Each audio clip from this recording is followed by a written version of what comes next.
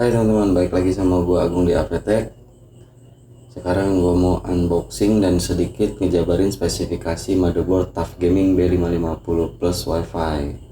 Kalau udah ada logo Wifi, udah pasti dong ada fitur Wifi-nya.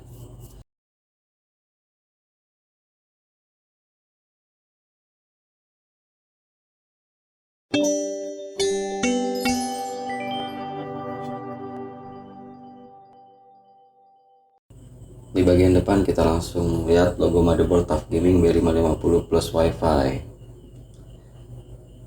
Di bagian sisi-sisinya kita lihat logo Asus Tuf Gaming B550 dan logo Aura Sync yang udah pasti bisa sync RGB di motherboard ini.